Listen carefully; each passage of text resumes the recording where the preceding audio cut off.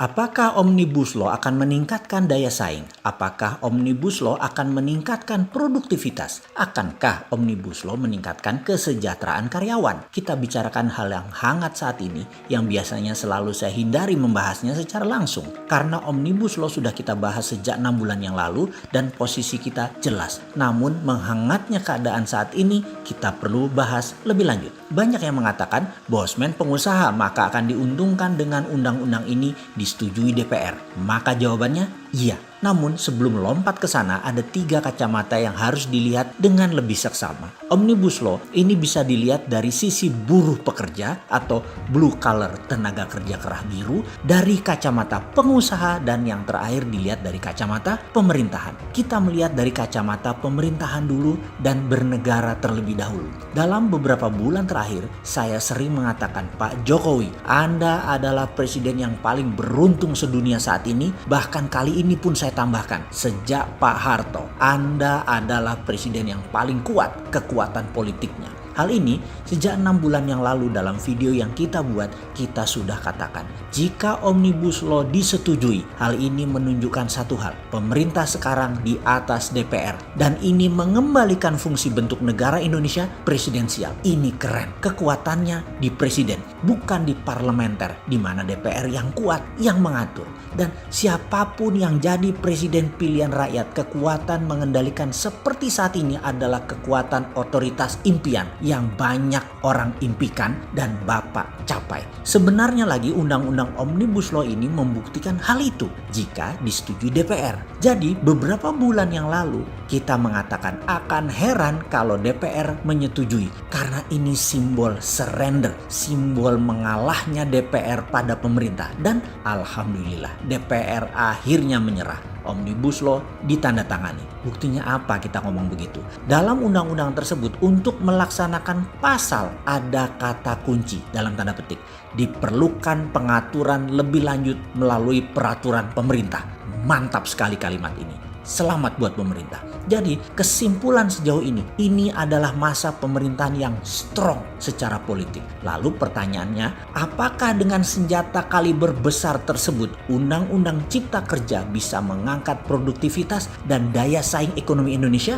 Ini yang seru. Ini yang harus kita bicarakan lebih lanjut lagi, lebih dalam lagi.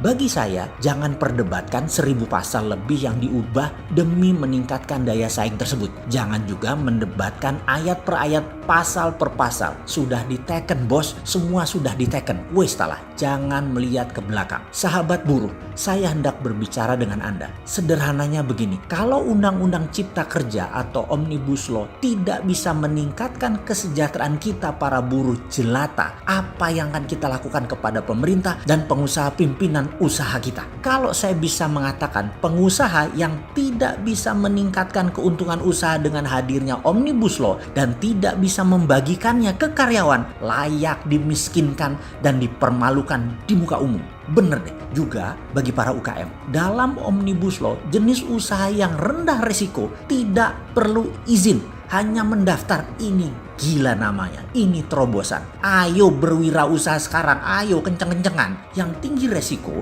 karena bisa mencelakakan seperti obat-obatan, bisa merusak seperti pabrik senjata, risiko tinggi seperti dunia penerbangan, rumah sakit, ya wajar harus berizin. Kalau untuk buat pupuk penyubur tanaman itu resiko rendah, dulu dilarang-larang.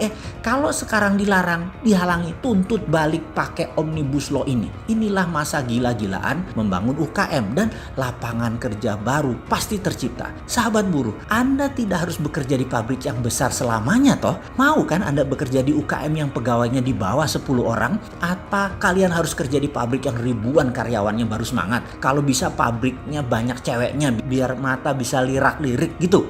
Sahabat buruh, bisnis ke depan akan semakin mengecil ukurannya, semakin digital namun global. Bahkan di tahun 2030, prediksi ekonomi dunia setelah COVID ini terjadi bahwa 90% perusahaan dunia adalah UKM yang go global dengan karyawan di bawah 50 orang dalam perusahaan tersebut. Jadi, perusahaan dengan ribuan karyawan bahkan puluhan ribu karyawan akan semakin berkurang. Ini realitas sahabat buruh. Percaya saya, kita satu suara. Nah, sekarang kepada pemerintah, dengan kekuatan Anda yang kuat, jangan stop di sini. Jangan misalnya kemarin membangun infrastruktur statis lalu kosong yang memakai untuk komersial dan produksi serta industrinya jarang. Sayang kalau infrastruktur dibangun hanya untuk kendaraan pribadi. Nilai tambahnya nggak ada, bahkan pemborosan. Omnibus Law juga sama. Kalau itu semua ternyata banyak dipakai perusahaan asing mengeduk tanah air Indonesia, ya kalian keterlaluan. Kalau itu mematikan atau mengusir asing-asing dari tanah air dan perusahaan Indonesia jadi kompetitif, itu baru benar. Asing di Indonesia itu kalau perlu hanya mitra, minoritas, serta hanya pembeli produk jadi.